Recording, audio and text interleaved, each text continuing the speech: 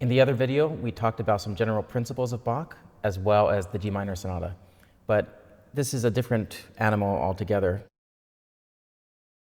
You don't want to get to a point of clowning around with like a million different things.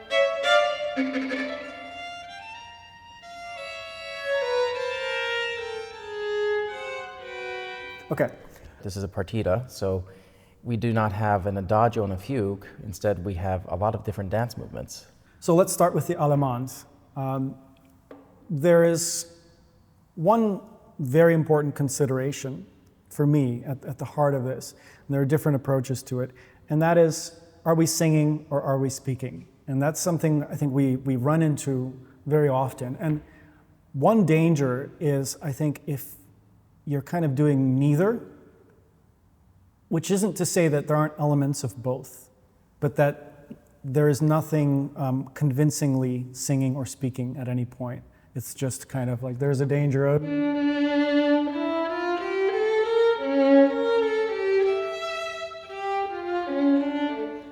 You're talking about playing it a little bit more straight without trying to do anything specifically spoken or singing. So it's something more like...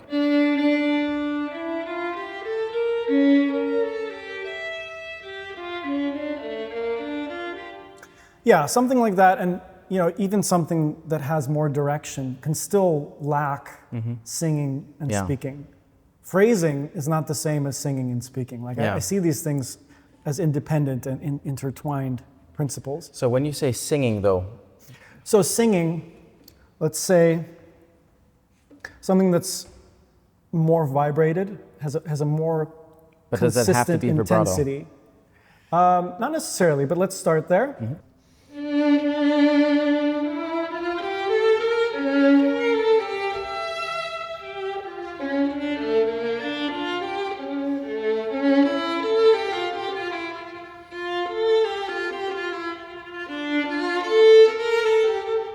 So something like that, like there's this pull of one note to the next. And I think the vibrated quality of it is important. Like getting back to this cantilene idea, that's not a cantilene line. So you're talking about singing between the notes more.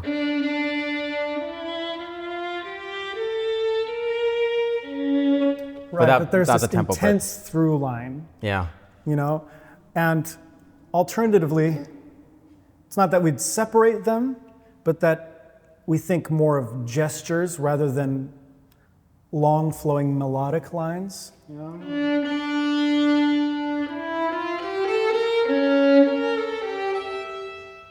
Like what I'm thinking of when I do that is, first of all, the D going to the C sharp, and that is really a separate entity in some sense. The bass line. Right. And so... And then what this C sharp does is it creates a little question.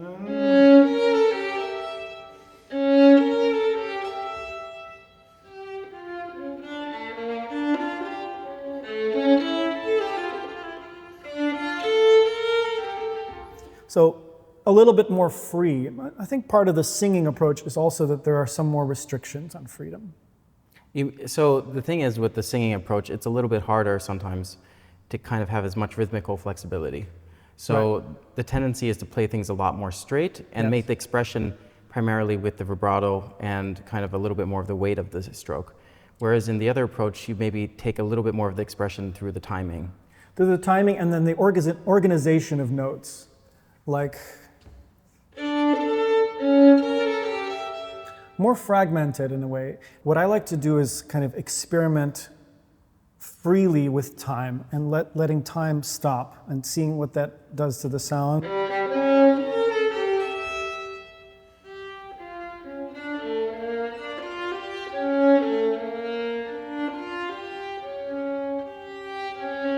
Tritone. It gives me time to react to what's happening in the music, the harmony or the intervals and that.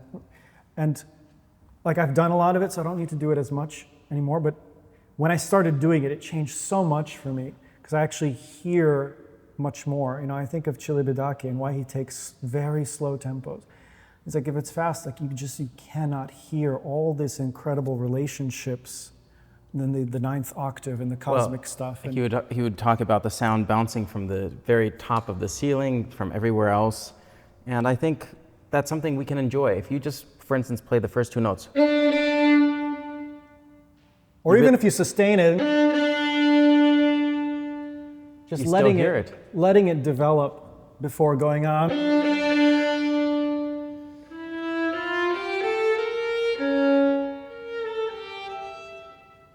Like if you interpret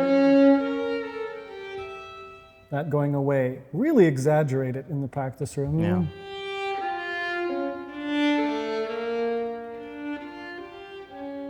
Or so essentially, I'm exaggerating like where are my impulses?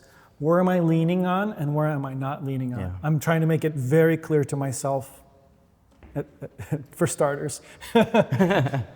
No, and the thing is, every time you hear something different, you react to the sound.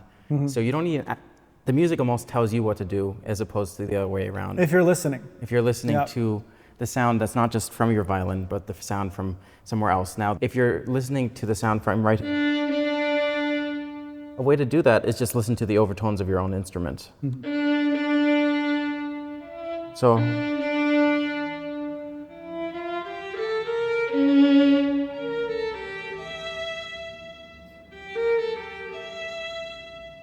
where are we?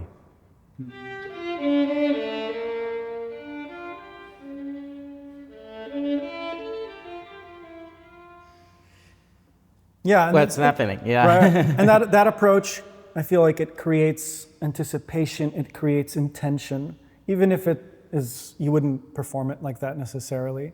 Yeah. It's you know.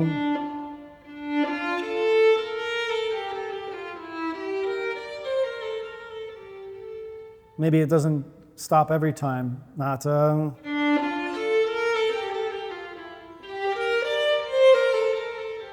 the same, but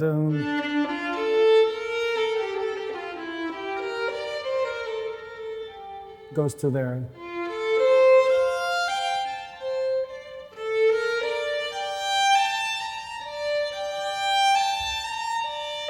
Again, Mr. Zuckerman might be like, that's cold, and there's no, you need to. And that's it. Maybe segues into another way of playing this. That dichotomy is a good way to kind of just say, let's focus on one aspect a bit more. Let's spend a little bit more time thinking about just the sense of timing. It develops the tools Yeah. if you exaggerate in that way. I think that gets to the rhetorical elements of this piece. Like you're really speaking something important, you know, and it's almost like you're trying to convince yourself that you're saying something important. Like, I think when we teach a lot, you start to realize this, that, you know, this effort to share something. And when you share something, when you teach something, it has to be so clear. Otherwise, if someone doesn't know, you're just going to confuse them. So like, I'm trying to deliver the clearest possible message. And this way of experimenting and, you know, not playing in rhythm or whatever, it helps me achieve that clarity of the idea of like the way that you speak so naturally. When you go like this with your voice, or when you go like this with your voice, what is that actually translated to the instrument? I think it's this kind of thing. And a fun way is just set words to. Da da ya da da da. I think that I will. You know. I think, therefore I am, and I am out of words. Oh no, why have I said this thing to try out my note? Yeah. So language and music are inexorably linked.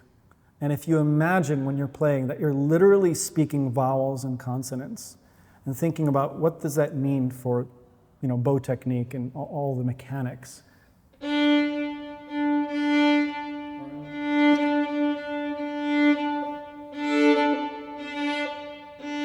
Is there some grit? Like, is it this kind of thing? Like, there is a way of being in the world like that. There's a way of being like this.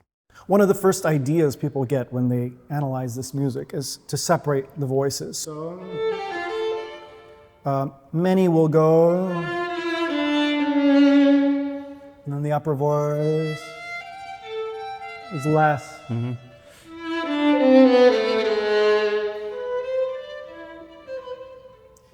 And it's fun to flip things on their head too, Yeah. right? So.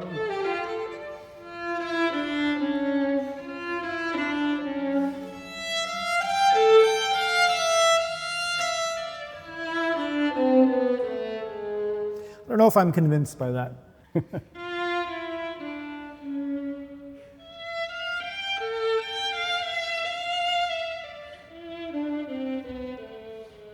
What if the bottom voice is dense instead of loud, but present?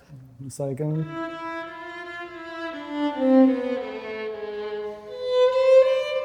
this one is airy.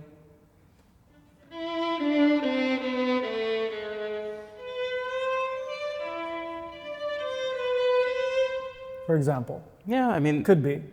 Or let's just try a stroke where everything's airy. Careful.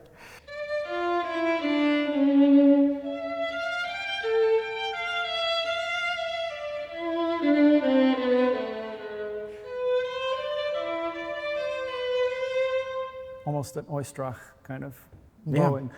Fast bow, a lot of bow. Try to create more of an organ type sound in a way. Yeah.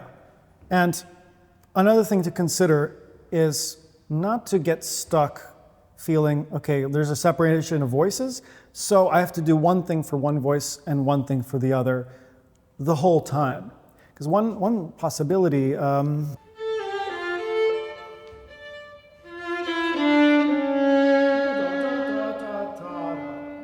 if we follow harmonically, we have... So the relationship between the...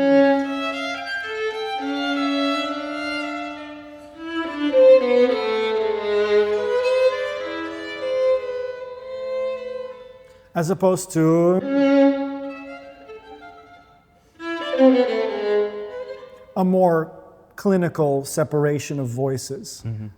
As we mentioned in the G minor sonata, you have a lot of options in terms of low and high positions. So just some examples of that.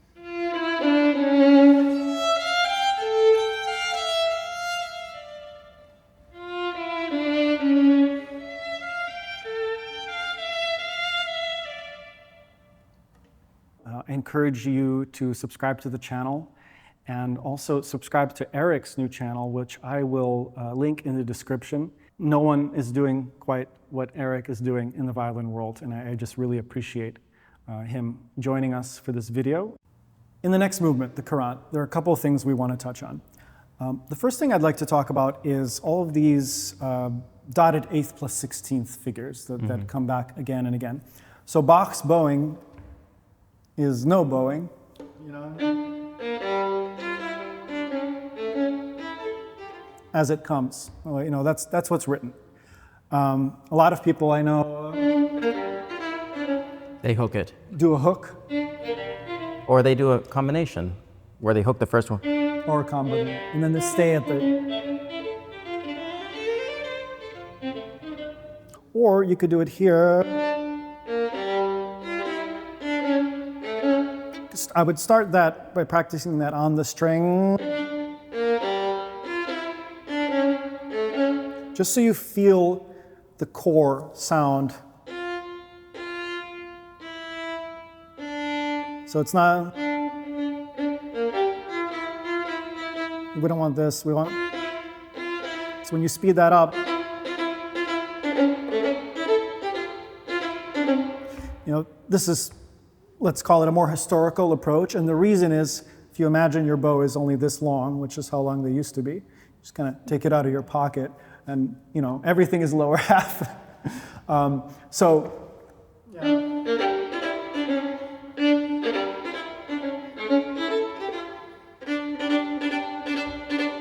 There's kind of a galloping quality to that approach.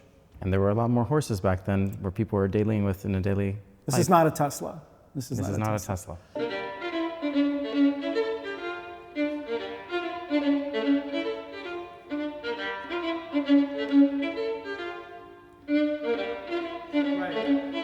Well, this is interesting because, like, you have this amazing ability to make the same sound with different bowings, and that's a level of control. And I can't do what you just did because that's like the level of bow control you just witnessed is next level.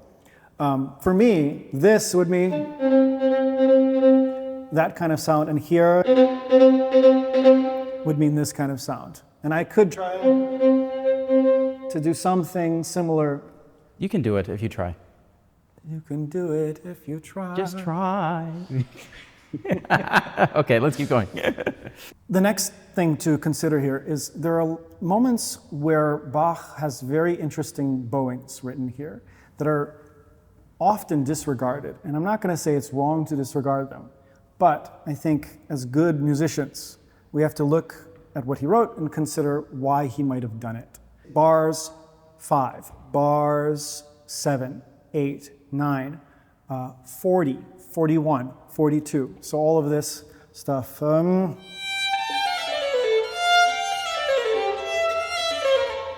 know, why not? Or something with hooks. And what's your bowing on these things? I don't know, it changes, but that's one. I'd probably hook it, most likely. Yeah. Yeah. Yeah, and that's obviously, it makes it much more practical to do what you want with the sound. You're not being controlled by the fiddle. You're controlling the fiddle when you do that. Yeah, I mean, the intention, when I look at that 1/8 note that's by itself and then you have the slur, is that he wants to bring out that. Absolutely. So it's just basically saying, follow this line. So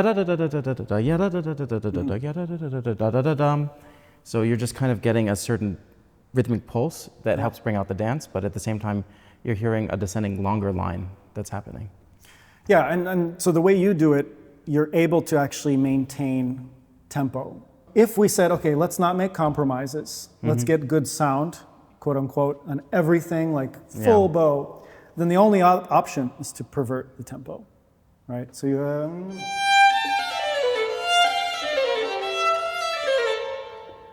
and that's, you see that a lot in the cello suites as well. Anna Magdalena's bowings, she's the one that marked that manuscript. You have these bowings that are kind of almost inviting you to take time because they're extremely impractical. As before, when you're practicing this, you can feel free to take the time you need to let the instrument do what it wants to do.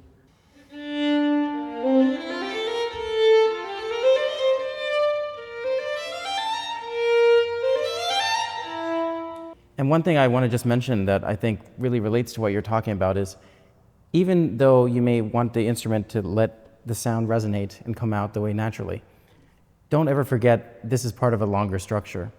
And do you want to play each of them exactly the same? Or is there a certain kind of direction you want to bring things? So it's not to say that it's done with tempo necessarily, but it's just the characteristic of the sound.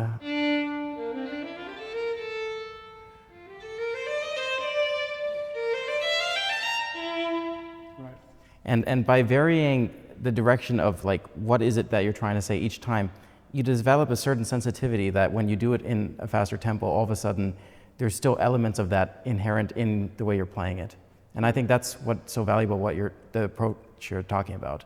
When you really give it that time and really listen for that, you develop more sensitivity in listening, and that translates. So the sarabande is a dance that has a stronger second beat, which is quite opposite of a lot of other dances that we encounter. And so it's a very interesting question because sometimes people even change the bowing to be up bow on the first one. And they'll put like a little bit of a space, and then that really emphasizes the second beat. For other people, it's keep it with a down bow to start.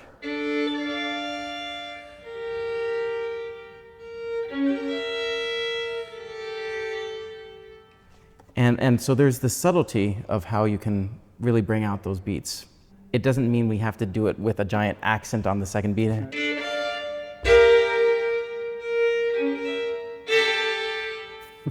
But it also doesn't mean that we should make it unobvious. I mean, there's so much variety and what feels natural. Like if we speak a sentence and we say, hello, how, like that makes no sense. You'd say, hello, how are you doing? You know, like there's still some relationship and dynamic and all these elements. And I think just starting with that as a starting point for the sarabande and the character and the atmosphere, even if there's a stronger second beat, don't lose sight of the longer part of that aspect. Another thing that I learned somewhat recently is a lot of the literature actually does say the first beat is important too, but not as important as the second beat. Yeah, exactly. So it's like 1, 2, 3 is the soft one. Of course, the softest. But something you said is, I think, very important, which is that it made me think of the rule of the down bow and just how the down bow is always this sense of strength that we can use with great utility sometimes, and other times it's our enemy, you know. And so if you do this with an up bow, you could still make that second beat strong, as you said. And to me, it's this idea we talked about in the G minor sonata, which if you haven't seen, check out the previous video, because we go through a lot of details about that one. And we talked about moving the instrument. So when I think of an up bow being strong, what I want to do is create tension between the bow and the violin.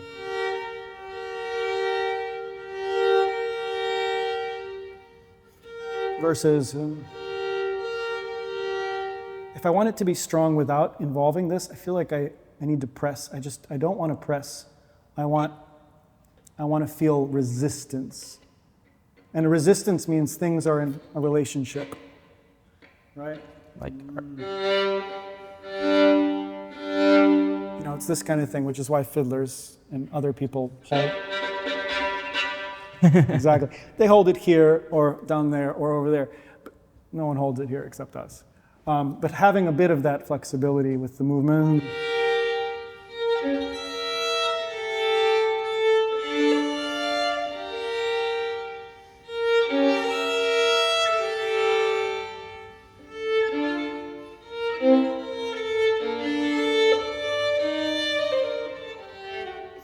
So, as opposed to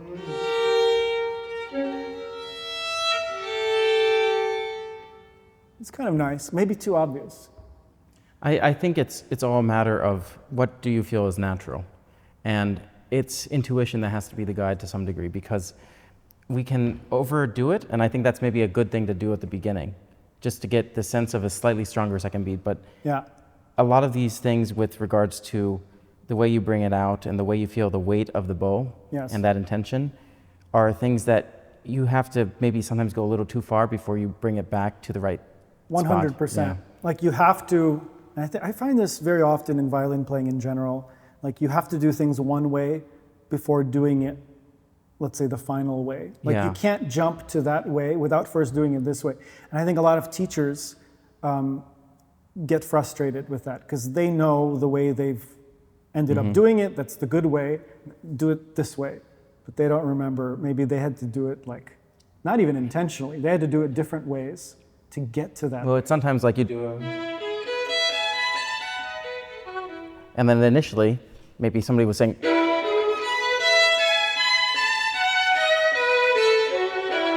Yeah. You're not using enough bow. and it sounds terrible, and you're like, what am I doing this for? And then eventually you keep doing that.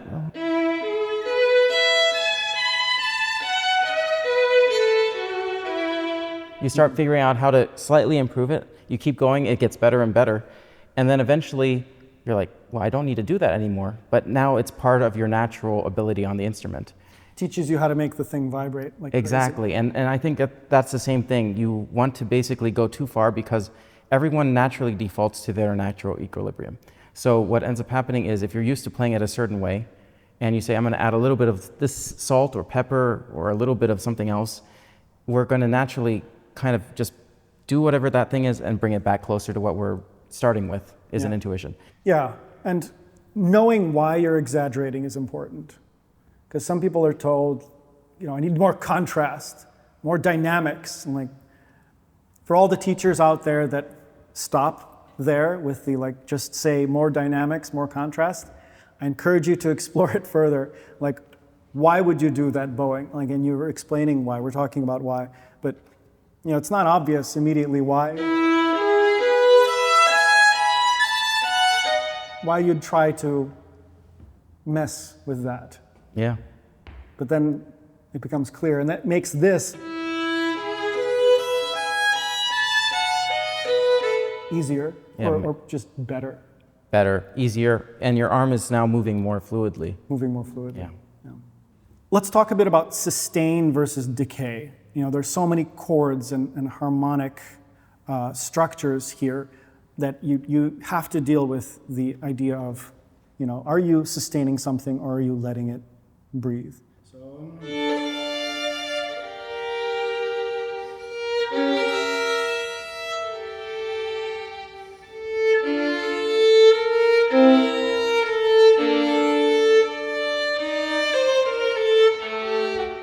So there's a way of playing where you're like an organ maybe, where the sound doesn't stop really unless you want it to come to a halt.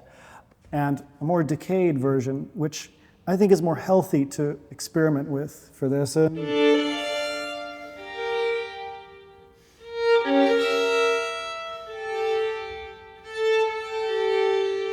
the second beat decays less to show some.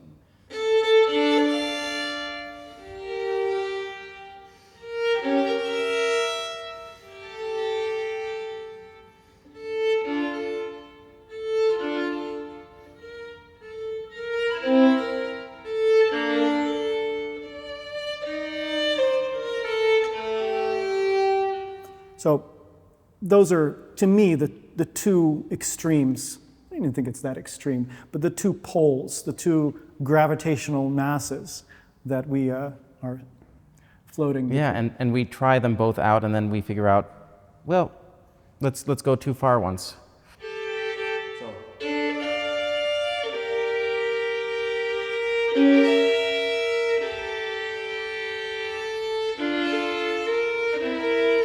Don't even take off the bow once, and then try and lift.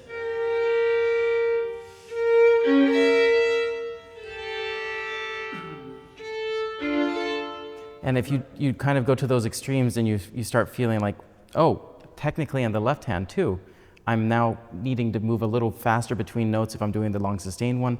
If I'm doing a little bit more of a decay, I actually have a little bit more space between the notes to switch. So you have to find how technically to adjust your playing for each version. And when you decay, I find that it can sometimes serve as a release for the left hand. Absolutely. For some people, sustain means press for them, which, you know, that's not good, but we're not going to solve it today. But what you can do is release the hands together.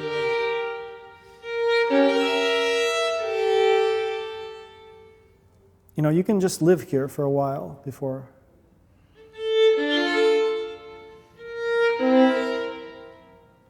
And always being ready to get to this place where there's just a float.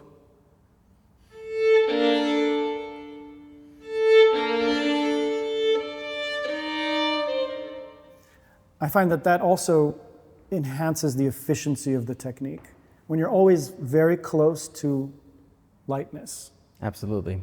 It allows you to have more agility and more flexibility, so you're able to adjust faster. And if, for instance, you play slightly out of tune on a note, if you're very light on the string, you can move faster. If you have a lot of resistance, it's like you're having a weight tied to yourself and you're trying to swim at the same time. Yeah. And so for everyone that has left-hand tension issues, and I know that's something I struggle with, so I think about this a lot, not just thinking, okay, press less, press less. No, design a way of practicing that allows you to naturally, in an organic way, not like hit yourself on the wrist kind of disciplinarian way, press less, but a way that encourages you to press less, not just press, everything is releasing. So. And a good way to try that is sometimes just play as a harmonic. And then just gradually bring it down very slowly. Yeah, like how much do you really need? I'm not even pulling the string fully down. Yep. That's how much you actually need to make a solid sound. Now, if you want to do a little bit more, that's fine. But very often, we push so far down that we start seeing very deep black lines on the fingers. And that's usually, we're going a little bit too far, or maybe there's just a lot of cleaning that needs to happen. But sometimes the main thing is just try to find the right amount, where you're not pushing really hard and you're able to feel really good after playing. Yeah, on Patreon we have a monthly Q&A and studio class also. So if you want to discuss anything or you want to play and get feedback, you can always drop in. So encourage you to become a subscriber if you can.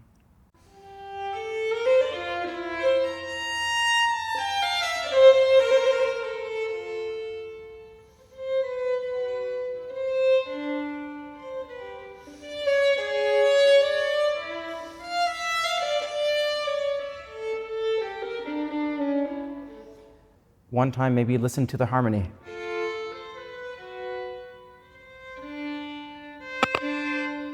Another time, maybe just listen to the pulse of the bass line.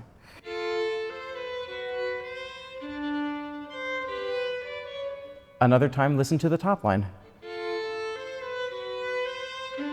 And it's not to say we don't listen to everything, but we're focusing our attention on one aspect.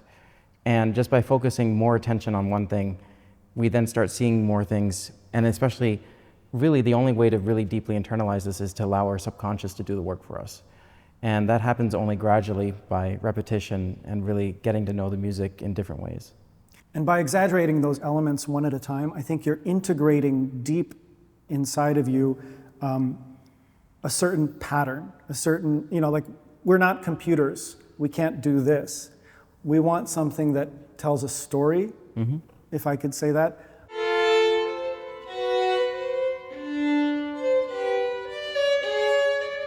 This kind of swinging quality of it, I wouldn't play it like that on stage.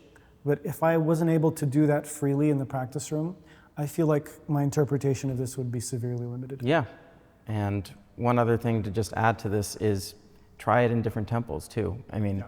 And try these different approaches in different tempos. And I think that really changes the way you hear them too. So how slow can you play it if you do it?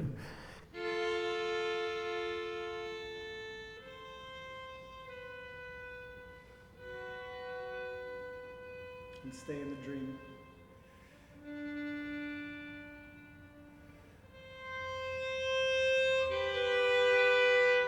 So just having those that amount of time to really hear our harmony, it changes the way you feel. And then when you play it faster, now that's somehow still part of you.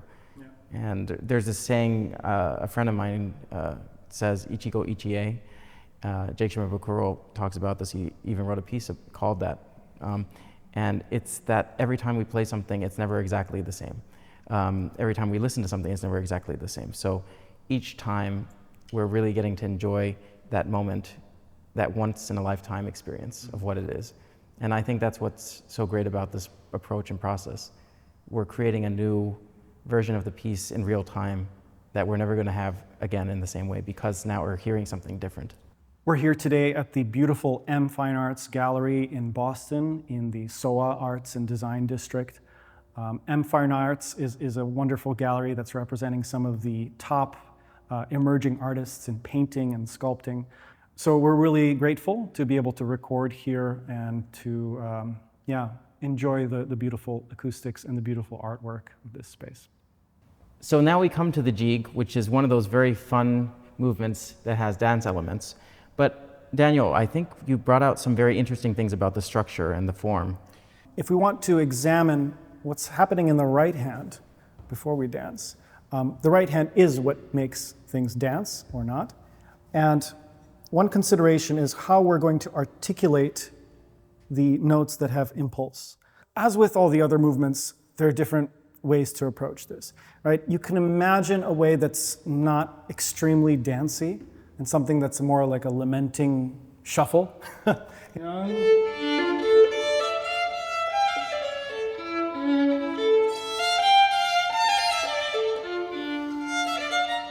Something like this. On the flip side, you can imagine something that's more folk inspired. Cello suite.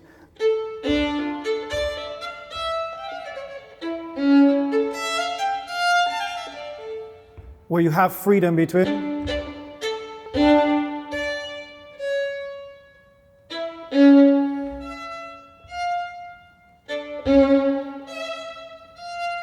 Where those notes are really coming through.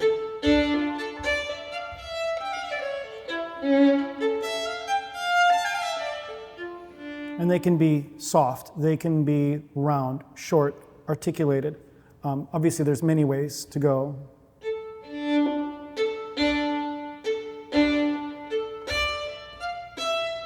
If they're all the same, though, it doesn't work, right? Yeah, it doesn't work if you're doing.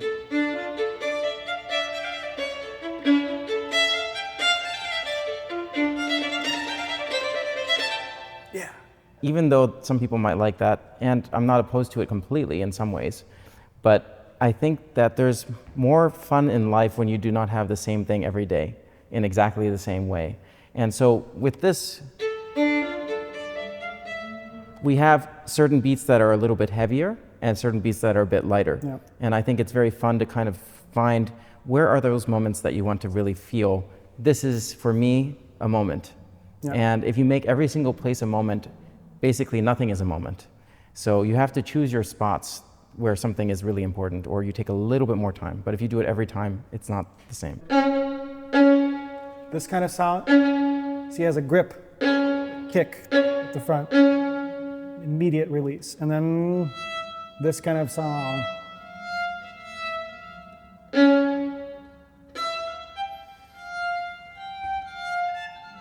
One thing I want to add is that you can always go with just the beginning of each bar and then do maybe just the second beat and then skip. So for instance, you'd have, and then, but you just skip all that and then go. So you do.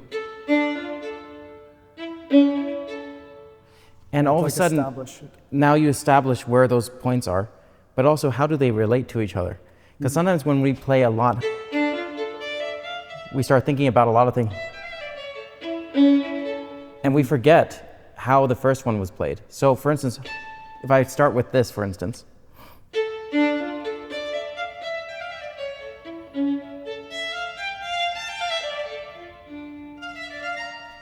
I can vary the amount that I'm feeling in each moment, and each time that could change slightly.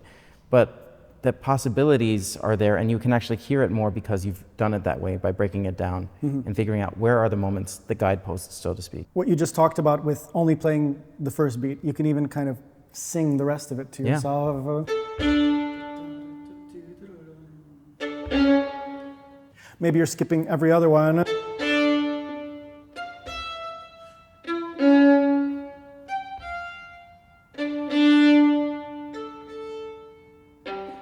Maybe there's a relationship between the lower and then the higher voice.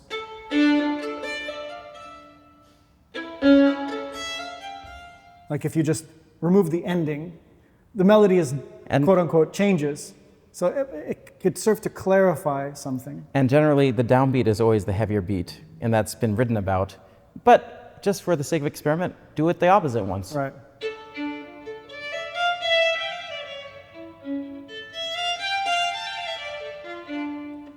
Yeah. Not to say we should play it that way. Personally, I don't feel it that way, but it brings out an interesting shape of the line.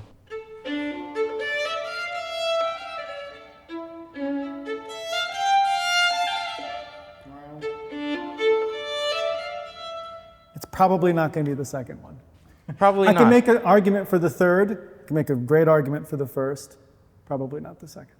Yeah. So that's what you have to try sometimes.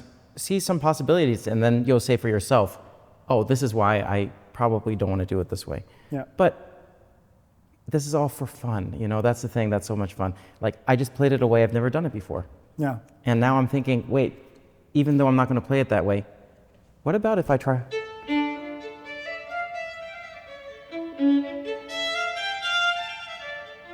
I can take a little bit of that shape, even if I bring out the downbeat a little bit more, the way I like it. So there's all these different things you learn from each time, even if you do it a way you don't want to eventually do it. Yeah. And if you're not comfortable yet with just freely experimenting with these tools, you could just do one.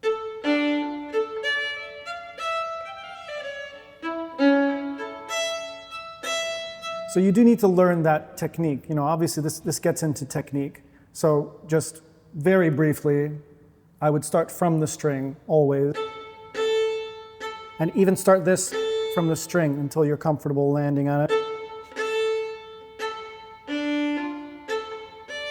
Set. Set. Pop. Set. Set. I'm not pressing a lot to set. Weight of the bow does it.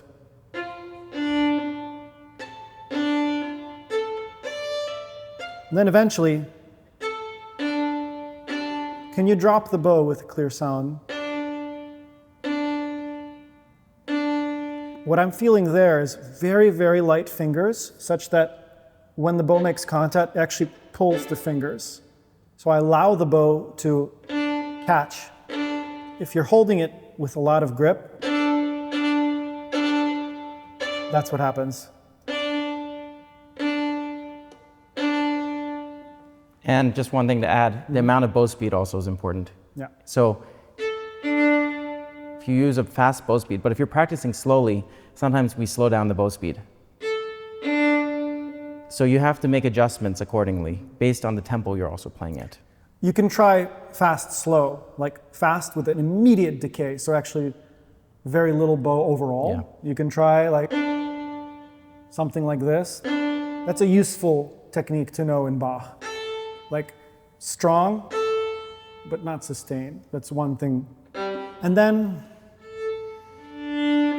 the breath stroke. The one that does this. By practicing those techniques, you'll be able to more freely play around with it, as Eric and I are. Maybe even play around with it on stage. And just have a really good time. So now we're here at the famous Chaconne, possibly one of the greatest pieces ever written, well, quite probably. And this is a piece that we both deeply love. And we're going to be going down and breaking down what is in some ways a theme and variation, because the bass line repeats so many times throughout. And then there's, of course, departures and episodes. But why don't we first talk about the tempo relation between the variations? Some people, I think, make a very strong point of, well, tempos have to be related from variation to variation. And other people look at a variation and say, like, what does it want? And then you don't really think about continuing it too strictly. I don't know, do you think one way or the other is more convincing to you? Do you fall more into one camp or the other? I think the main thing is the relationship between the work as a whole and how you make sense of it, because in this particular case, we have three major keys. We have, of course, D minor, then it goes into D major, and then back to D minor. Yeah. And so what that means to me is that, okay, so that's the structure. It's a triptych. It's in three parts. But then within each of the sections, how do you make it feel like it's a long journey, as opposed to a lot of separate episodes that are so far removed from each other? Yeah. Now, tempo is one way to relate those. Another way to relate it is the structure in which you play. So are you using the kind of same approach phrasing-wise that kind of reminds you of the previous variations? Or is it just such a convincing long journey that you feel like it never really stops and you're kind of able to continue all the way through? Those are all very distinct possibilities.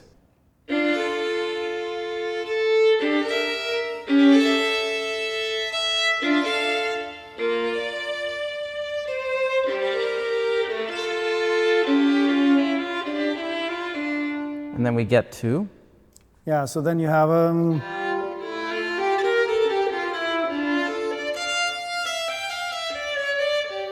so there you can pretty much keep the tempo, nothing wrong with that. But then you have a decision to make. Do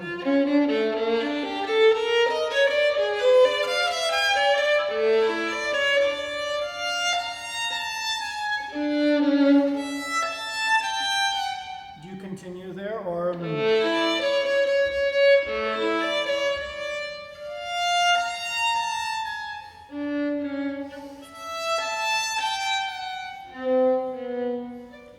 Some kind of rhythmic freedom. I've definitely heard that done. Well, that's the thing. It's when we say a general tempo pulse, it doesn't necessarily mean that the tempo cannot be flexible within the bar or have a little bit of variety. So like,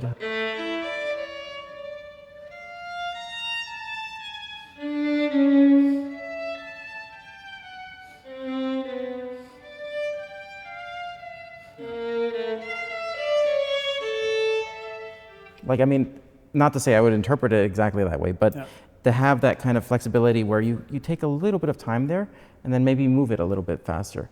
And so I think the question is, how much is too much? It's not so much that you can't have a little bit of flexibility. I think it's important to know what you're actually changing, why and how, right? Before you determine like how much of the thing. Yeah. So one thing you can do, if you feel like you want to change something here, which why not?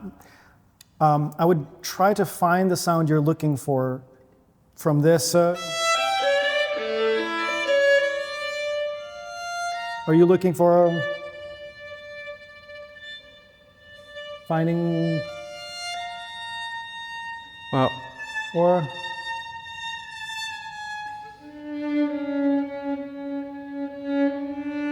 so you should be convinced of like what are you trying to do there in terms of the quality of the sound. for me personally, I'm kind of thinking of this as the end of something and the start of something. It could be the end. Or that's for me one thing, and then response.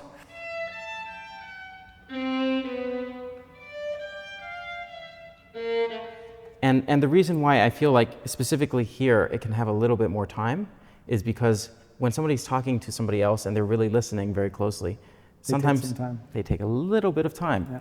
And so if we rush it through,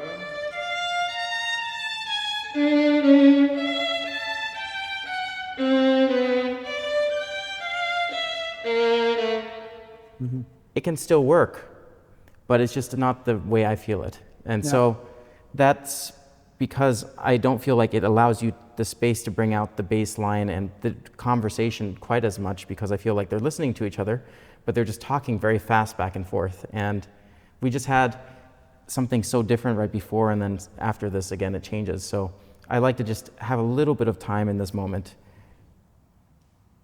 Yeah, and that makes perfect sense. I have to say, over time, I've been going more in the opposite direction of doing.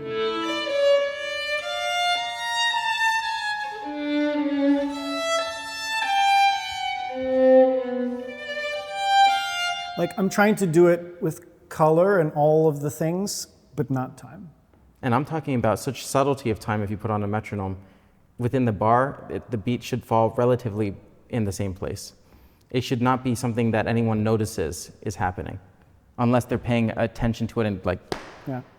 But it shouldn't be something that you obviously say, oh, they're slowing down here. It's just a moment where they're reflecting. See, but to me, that's already special. You've made it special. But there's been nothing like that until that moment, really, for me. Right. No, and that would be the argument for that. Because do you do special or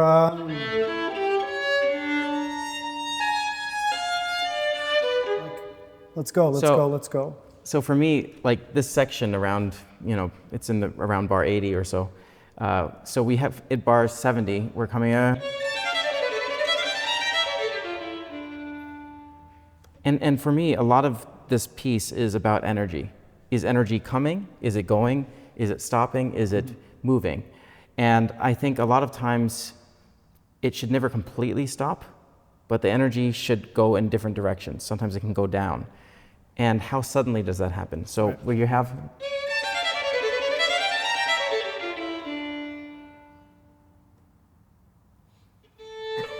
you don't stop completely. So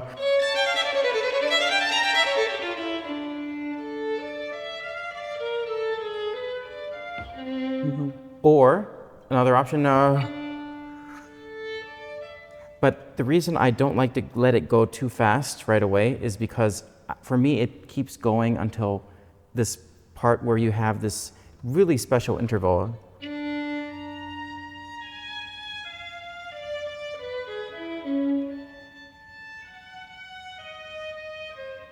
And there I want to take it a little bit softer, take a little bit more time. So I can't let it go down in energy too fast.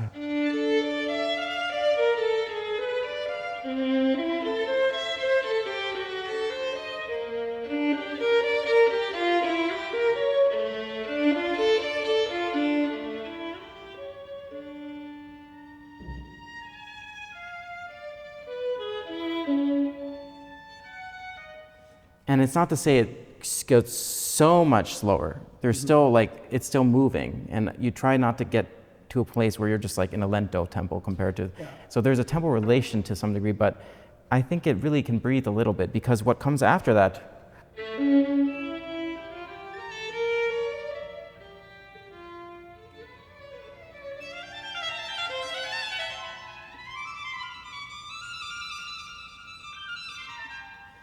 it's almost like a miniature cadenza. So for me, that's what brings you back into the tempo d'arpeggio. I think an alternate approach to this, which in some ways is less improvisational,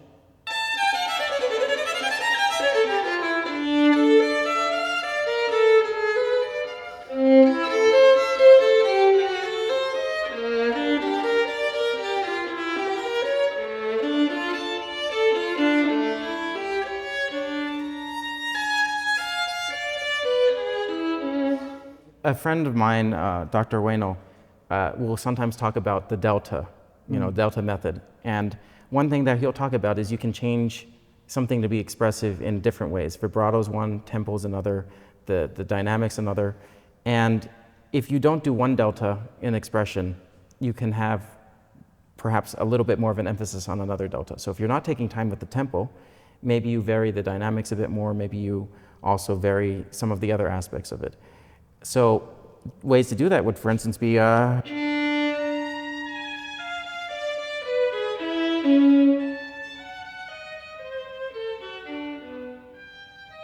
dynamically. It could be going the opposite direction there.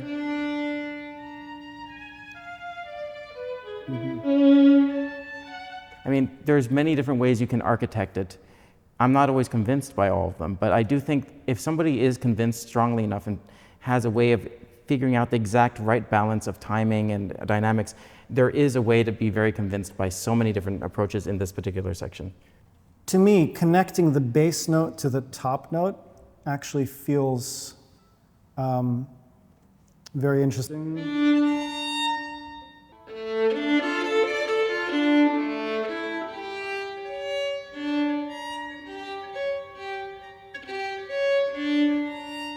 Such a dissonant collection of notes. So for me, I don't want to stop with.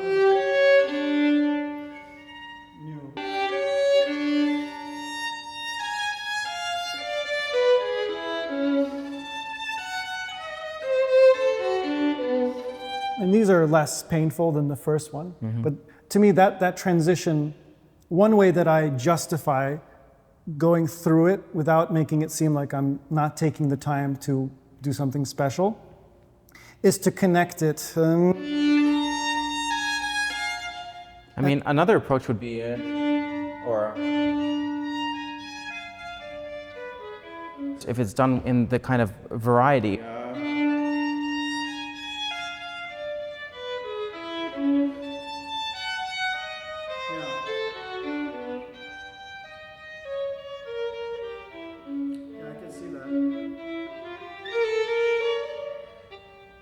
I mean, that's what's so fun. There are slurs there after all. There are slurs. So it's interesting. But if you were thinking of lightening up the second note, so this is just such great music. I mean, look at how many options we just talked about in just a few minutes. So we're recording today with a number of microphones, and among them are the new Samar microphones. Samar is a company based in Utah, headed by Mark Fuchsman. They're transformer coupled, and Mark actually designed the transformer himself. We're very grateful for Mark to sending these prototypes out to us, and we look forward to seeing them on the market in the future. One of the things that you can already start playing with as you begin this piece is how you treat the eighth notes in the beginning, for example. There's an alternative approach, which you'll hear done sometimes.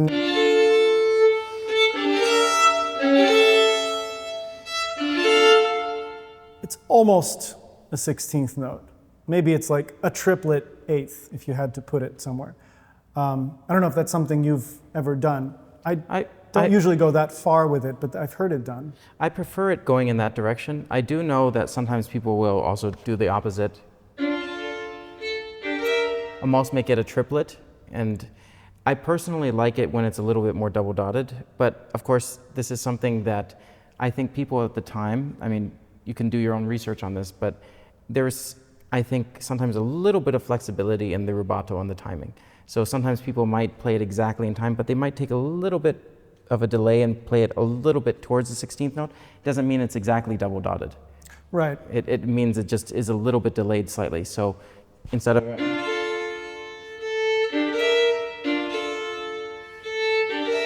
It could be very subtle. It doesn't even have to be a double dot. So I think there's all these variations between those. So what are the merits, though, of going all the way? That's the question. I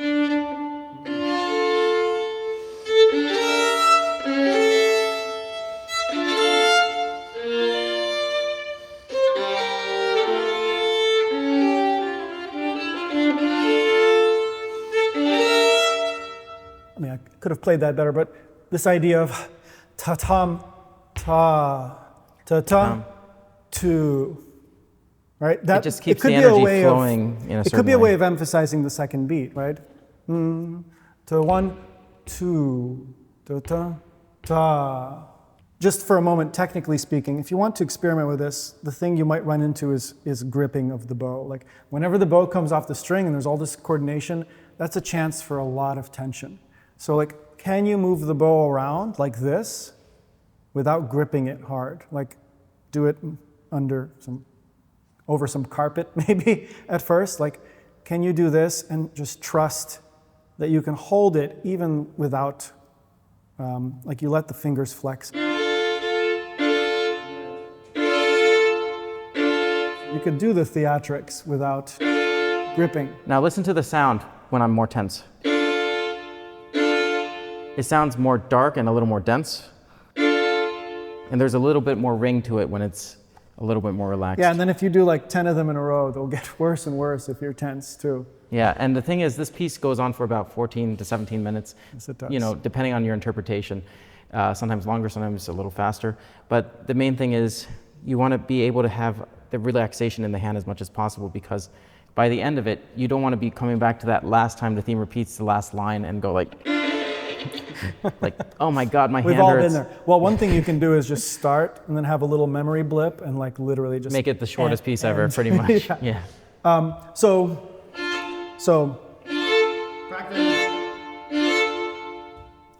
and this is flying without overtly controlling. Just send it into space and just allow it to float in your hand also.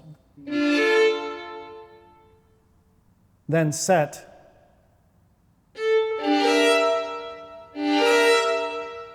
And one thing Daniel's doing that I think is important to notice is just that release off of the string. The bow speed is not slowing down while it's still on the string. And then coming off. It's one swing. It's one swing. And the way to get it off the string is to start releasing and then start letting the arc just gradually move the bow off. Yeah, then.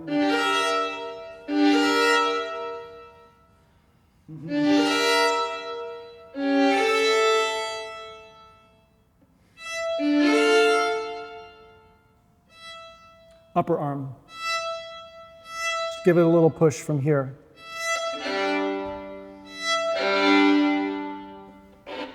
And it's not, it's graze, and then expand to your heart's desire. So a loud chord doesn't have to be with a loud front, right? Well, you can get it started, and pretty much right after you start the sound.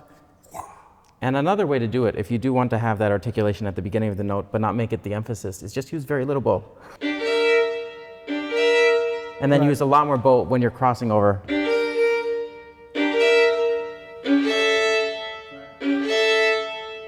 There are some opportunities here to invite dynamic contrast with repeated or semi-repeated material.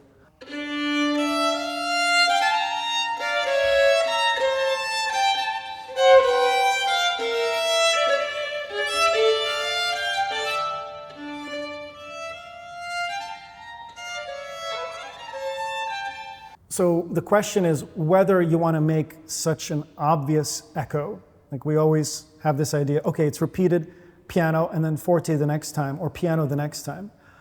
So sometimes I like to turn that on its head and be like, no, I'm not going to do contrast there.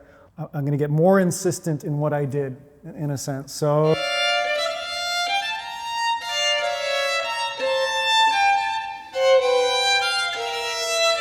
maybe I'll extend the second beat even a bit more to be like, no, no, no, listen again, listen again. Well, it's like you say a story to somebody and then they say, oh, could you say that again? I didn't quite understand what you were saying. No, I really mean, you know. Yeah, so I would encourage you not to default to this kind of idea. I have a friend who calls it village dynamics. Like, okay, we'll do it piano, now it's repeating, let's do it forte. Sometimes that is a wonderful thing to do, but it might not always be. So be open to that. Well, and I think the thing is there are so few written dynamics in so many of these partitas and sonatas, and especially here. So when we see something like this, we have to almost think, if we were the composer of this, how would we be looking at this? Well, okay, if you didn't have the access to doing huge ranges of dynamics, especially back then, maybe the violinists that were around, they could do, you know, not quite as loud as with these current setups of instruments. So they would be focusing on variety and in terms of embellishments in other ways. Yeah. We have access to so many possibilities in terms of dynamics, but there's experimentation that needs to happen where try forte piano once, then try forte forte, then try piano forte, then try not doing either one but actually varying the color between all the harmonies. Then try one time just reacting to the harmonies. Then try one time playing half as loud, then play half as much as that one. Then play twice as much and emphatically.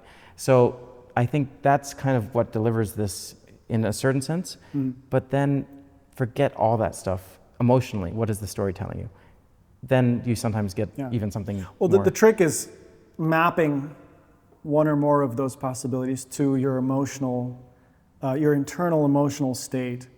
You know, because of course you can get into, you can get very confused and fatigued trying different things to the point where none of them sound convincing. And you're not convinced by anything. Yeah, that's right. happened. And I think that's a sign that you're confused and or fatigued, and some of those ideas could work if you were a little more centered and committed to one of them.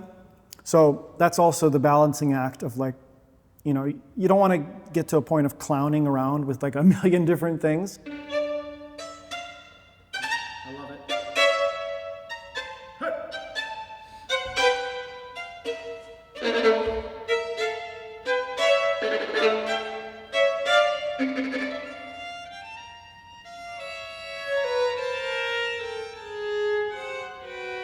Okay, as before, I love practicing this in an improvisatory manner. That's the space, it creates the space for me to try all these things and not feel like I'm not giving each variation justice. So for example,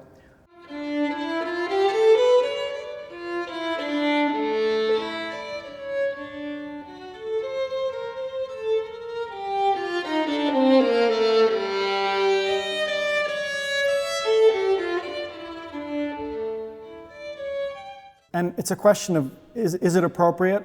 Does it work? Staying on the G string and trying to find it's an incredibly expressive kind of, like a loud whisper, you know? But it keeps it on one string, which is an approach to basically thinking about the color and really only changing strings when it's absolutely necessary to avoid breaking the line, unless the phrase is ending or there's a reason for that change. As opposed to...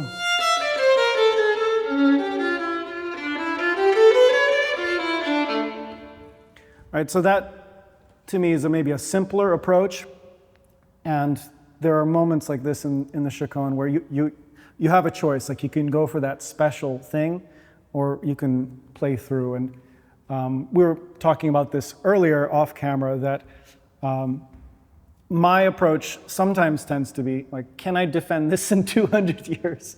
And you made the excellent point of, you know, like there's such a thing as live performance. Yeah, and you're listening in different ways when you're listening to a recording 50 times over 50 years versus if you're listening to something just one time and it's in that memory. Right. A friend of mine, Jake Shimabukuro, talked about Ichigo Ichie, and I think he even wrote a piece about it. But you never hear the same performance, even if you hear it twice, because your perception has already changed. So it's a very different experience trying to create a recording that's going to last for many times, for many years. When you have an exaggeration of something in a recording, it becomes almost an affect over many years sometimes. Whereas in a live performance, it can be something truly Get electrifying. away with murder. Yeah, so it's a very different thing for me.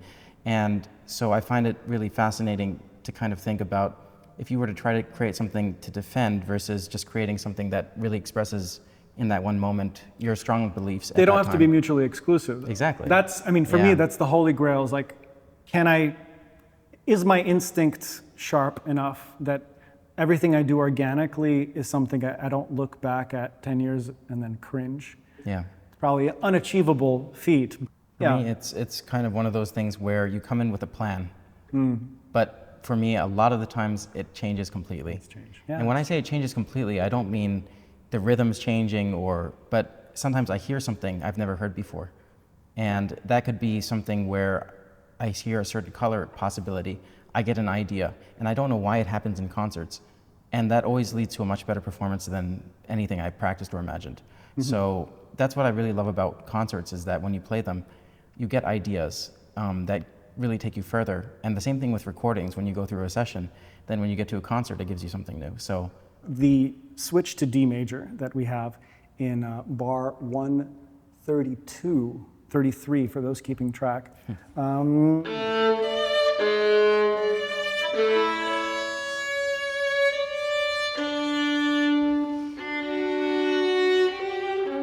No, you could just plow through it, or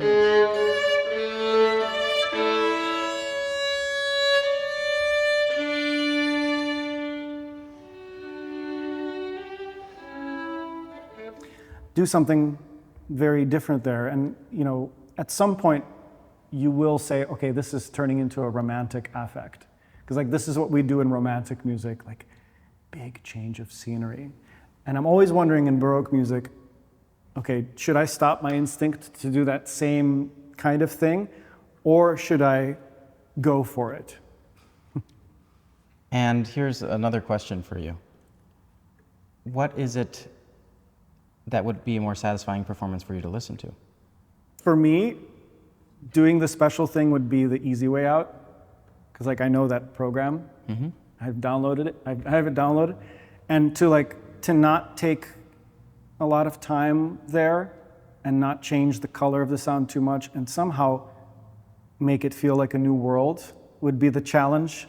That's the thing. It depends on what happens in the first section, but I'm always thinking of this in 3 sections: D minor, D major, right? And for me, and then D minor at the end. And for me, this kind of is almost like you're going into heaven. And so when I'm playing this,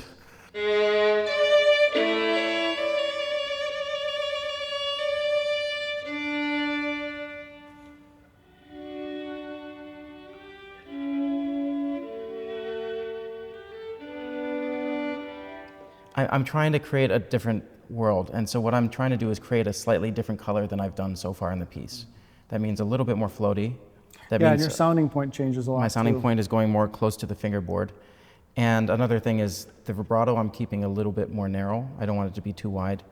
And I want this to be very transparent. So I'm trying to create more of a kind of continuity between different sections and not trying to break up the phrase.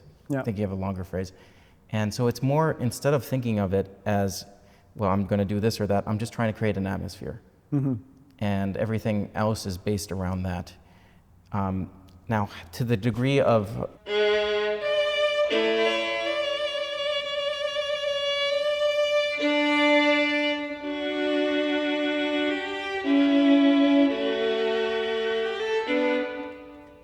It's a possibility too, but I personally just don't feel it that way. Well, it's a bit brash. It can be, but if somebody believes in it, they'll find a way to make that work too. But I haven't found it for myself personally. So that's what I mean. Like, for me, I just have such a strong view of how I Yeah. want it to sound in my mind. So everything I do is based around that concept, and then everything else I try to figure out is how do I improve that vision of this particular section.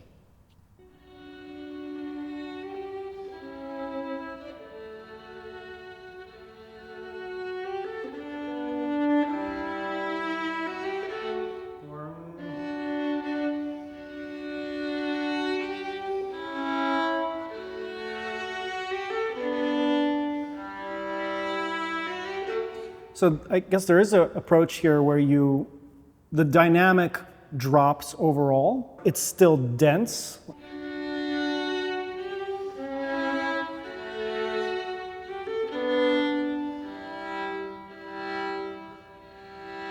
Like there's still this string resistance. Of course.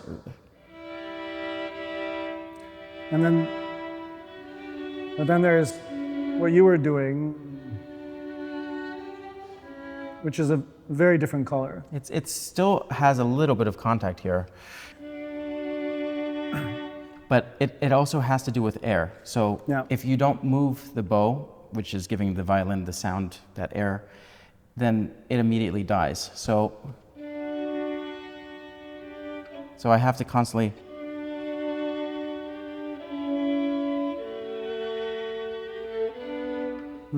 So I'm just trying to keep that air breathing throughout the You have a phrase. kind of a connected approach to it. Yeah. So another way that it's done is, yes, it's under and it's more whispered, but it's still a little bit dancey. Mm-hmm.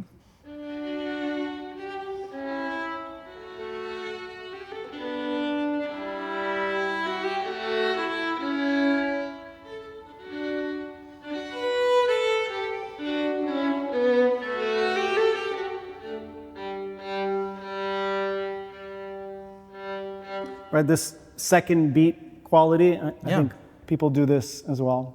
And something that really is kind of interesting for me is when you take that as more of a dance element too, how does that change the way you play everything before and after?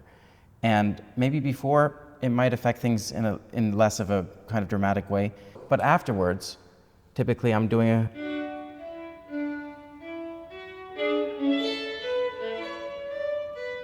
So I'm already starting to think more of the dance element there. And the Right, other part I'm that's thinking where of you more of a turn. chorale. But if I start with the other part more as a dance element, Even more dancey? I've played it now enough times that I can see the roadmap changing in front of my eyes. I take one step this way, oh, that changes everything in that road. Right. I'm now going down a slightly different path. Well, I think because you've built a strong and well-sharpened instinct that, like, you know internally, if you don't change, if you don't let that decision change many other things, it just won't work. Yeah. And then it just feels out of place. Yeah. Like if you do and then you have. Right, that can't lose energy. It can't lose energy there. It Relative to somehow, the previous. yeah, for me at least, that's how I feel, yeah. I'm very fortunate to know John Jennings at Royer Labs and to have been introduced to the Royer SF2 microphones. They are ribbon microphones that have traveled with me around the world, and they work in pretty much every space I've ever been in. They bring out the warmth in the violin, as ribbons do, but these particular microphones really bring out the sound personally of this instrument, and for me, that's the most important part as an artist, having the sound that you really want to hear out of the violin, under the ear, but also on the other side of a recording. So thank you to Royer Labs and the Royer SF2. So you said, Daniel, that you think of this more as an organ?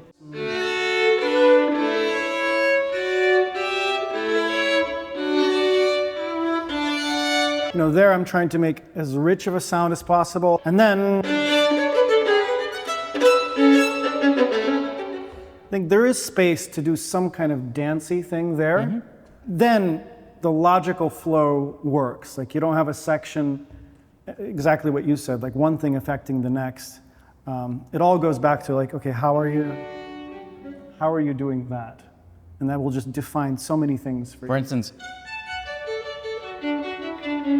even the type of stroke you use.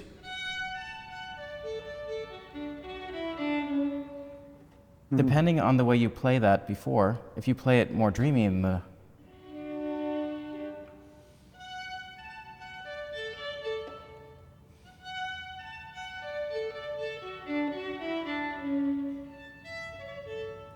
that changes that, but if you do it a little bit more...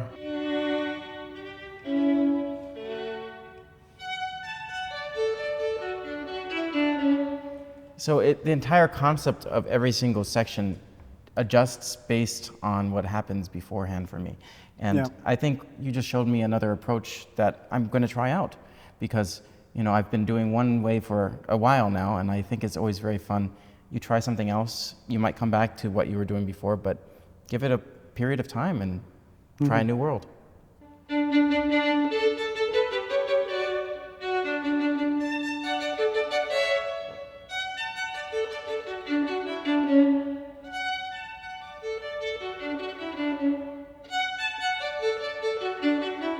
Who plays it like that? Does someone do this? Or did we just invent? No, some people do. Right. They're kind varying of a the détaché stroke. lancé. Yeah, lancé. A little bit of speed. With more upper arm. Yeah. I think some people do this. Same in the B minor especially, or... And then that's a different thing altogether. The people that you admire most are somehow all in agreement that there's no end to this piece, that like you can keep exploring it forever. And the more ways you play it, the more your toolkit expands too, in a way. Yeah.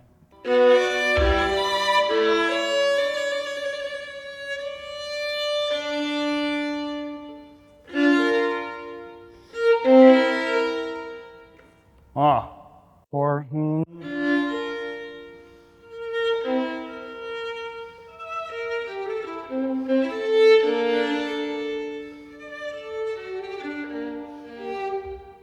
Something unique for me about this section,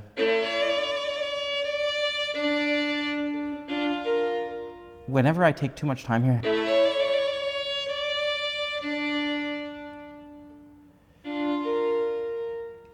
that's probably the most convinced I've ever been of taking more time. But I still have a hard time kind of letting that you stop. like to keep the relation. Here, I, for some reason, have always been more persuaded when I keep think the I agree relation. with you.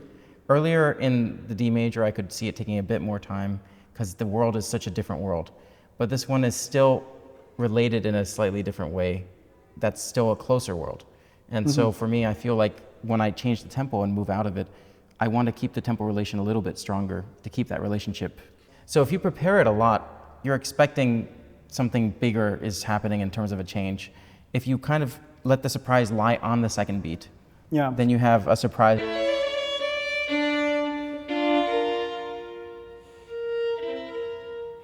Regardless of how you play it after that, but that second beat then being a moment of repose, a moment of shock, and a moment of, what? There's more drama in this one. I think there's even tragedy. I feel a sadness in them.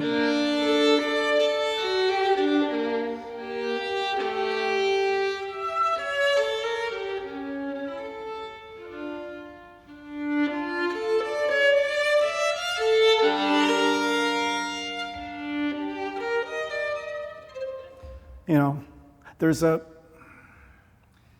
least that's one way to approach it. Whereas this one is, I find it more meditative. It goes back to, and then, so it always just comes back and back to the D major. Yeah, and I guess it comes back in a different way.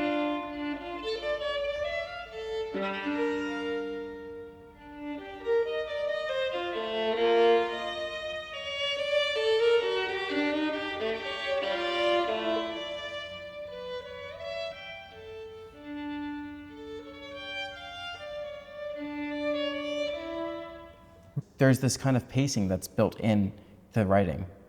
And I find that the intensity also is a question. How intense do you start? Because that's going to change how the energy dissipates or it evolves or develops. When you play it in different versions in different ways, you might just somehow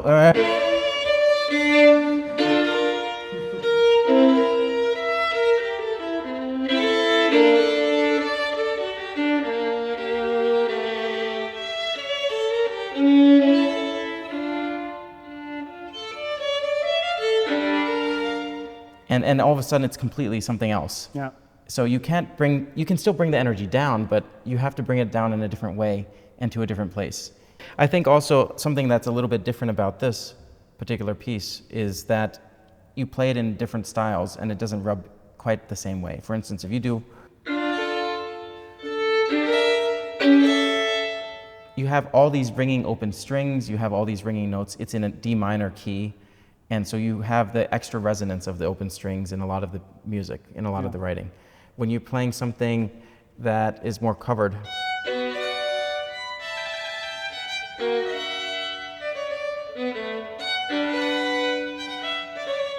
and you don't play with any vibrato in that, you do have the open G string, but a lot of it you have to do with creating a little bit of more of the resonance with the bow, which is a slightly different thing. But here, for instance, you have this entire last section.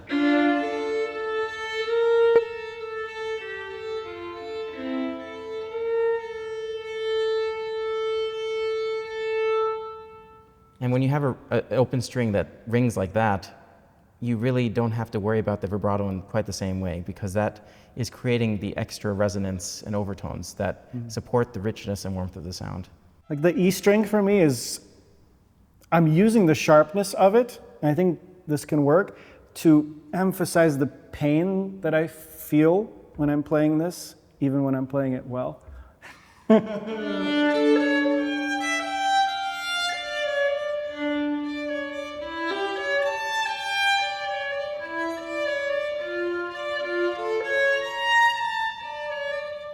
I don't know, the bowings are.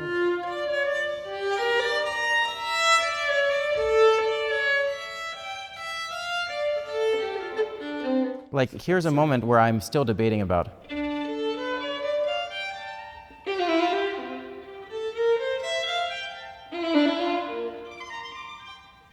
Are these interruptions? Da-da-da-da-da-yum. It says, I want to, whatever it is, yada-yada-yum. No. Da-da-da-da-da-yum. No, but I really da-da-yum. Yada-da-da-da-yum. But if we consider, no, but maybe we consider this. No, really? Are you sure?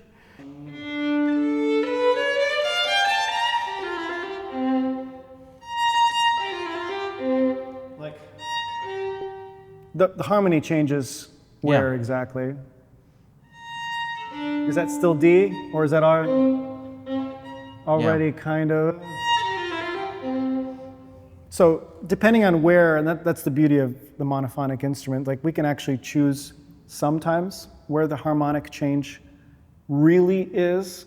And whether it's about the harmony or if it's about the motif or the rhythmic structure. And so another way, the way you just demonstrated it for me, represents thinking of it as one thought. Yada yada yada da da da yada. And it comes down. Right. And then it's another thought.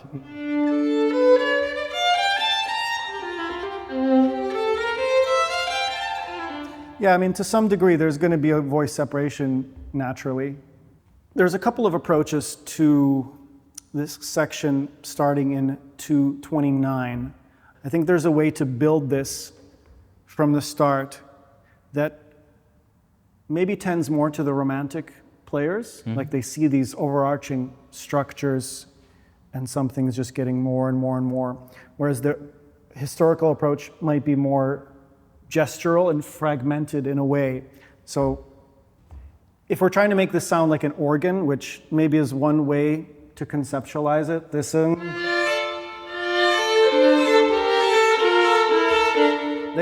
that the notes almost disappearing. So it's like even more kind of.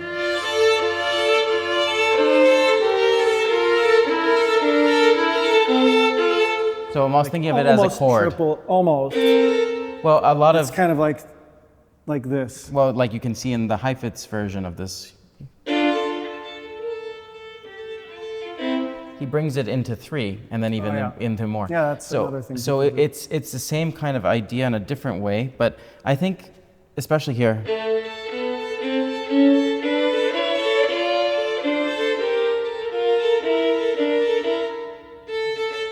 that's just a pedal tone that's going throughout everything, and it's not the main focus. We need to be bringing the attention to the other arching parts. So if you're trying to make it sound like an organ, most churches, you hear the entire reverb, the sound, it's always bouncing back. So it's almost like just bring out that top note so you get more of that sound, a little bit more enunciated, and it can help to have that come out.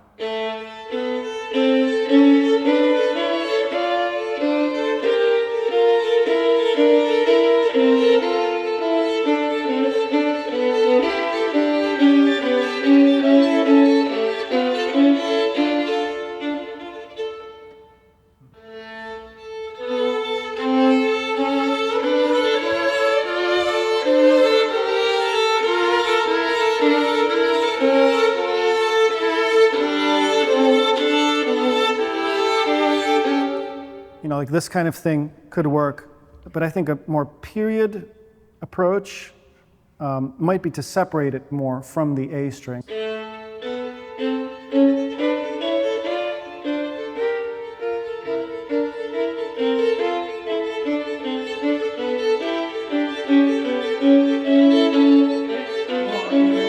I've heard this done so many ways. The main thing is the idea of the chord harmony movement. Yeah. And this is arpeggiated, but it's written out.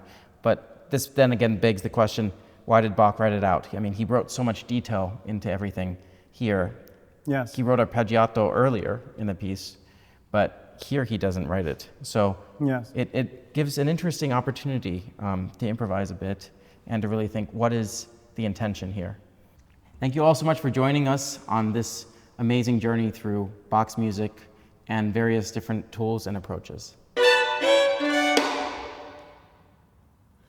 We didn't even start Paganini yet, and you're dropping strings. No, it's because I did all 24 yesterday, I think.